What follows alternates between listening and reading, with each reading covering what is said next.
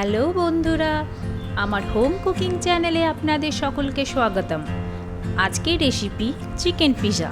বাড়িতে থাকা কিছু সামান্য উপকরণ দিয়ে তৈরি করে নেব, আর টেস্ট হবে একদম ডোমিনোজের পিৎজার মতন। চলুন তৈরি করা যাক।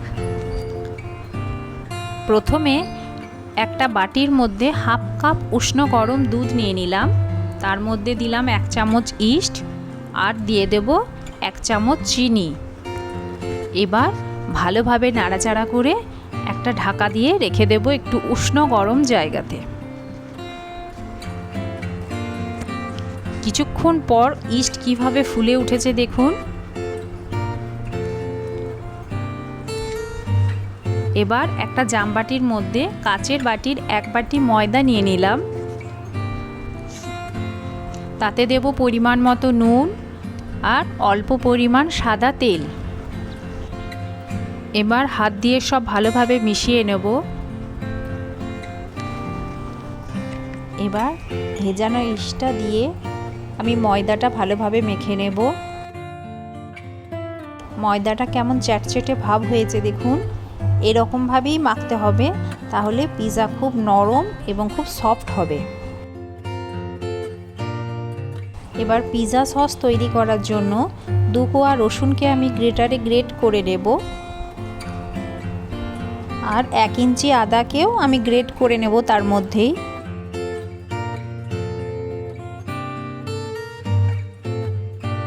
গ্রেট হয়ে গেলে এবার একটুখানি তেল দিয়ে তার মধ্যে এই আদা কুচি আর রসুন কুচি একটু ভেজে নেব। একটু ভাজা ভাজা হয়ে গেলে টমেটো কেচাপ এর মধ্যে দিয়ে দেব। একটু নাড়াচাড়া করে নেব আর একটু চিলি ফ্লেক্স দিয়ে দেব। তৈরি হয়ে গেল আমার পিৎজা সস। এবার দেখুন ডোটা কেমন ফুলে উঠেছে। ভালো করে আরেকবার মেখে নেব।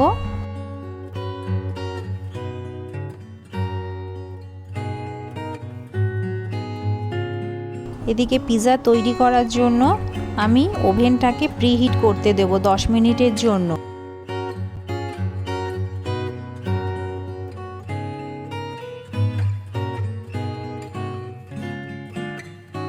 এবার ওভেনের যে ট্রেটা থাকে ওই ট্রেটার মধ্যে আমি একটুখানি সাদা তেল লাগিয়ে দিলাম, আর যে বেলনের সাহায্যে বেলবো তার মধ্যে একটুখানি সাদা তেল লাগিয়ে দিলাম, কারণ ডোটা খুব চ্যাটচেটে হয়েছে তো ওই জন্য।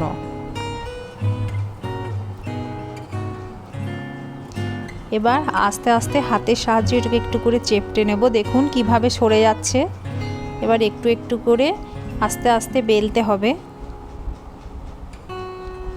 আমি খুব একটা পাতলা করব না, এইরকম থাকবে। এবার আস্তে আস্তে ট্রের মধ্যে দিয়ে দিলাম।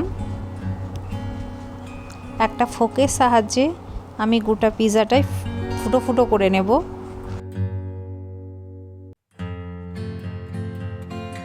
এবার তার মধ্যে দিয়ে দেব পিৎজা সসটা। চারিদিকে ভালোভাবে লাগিয়ে নিলাম। উপর থেকে চিজ গ্রেট করে দেব।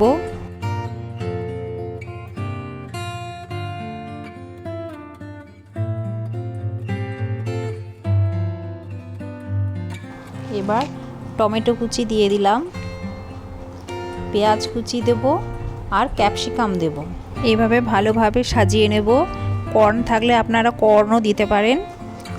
এবার চিকেনের পিসগুলো আমি তার মধ্যে দিয়ে দেব।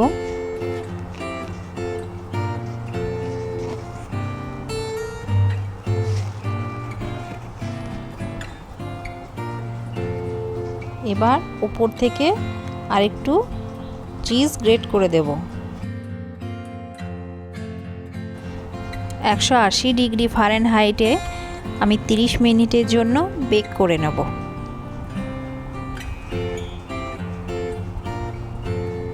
টাইমারটা সেট করে নিলাম।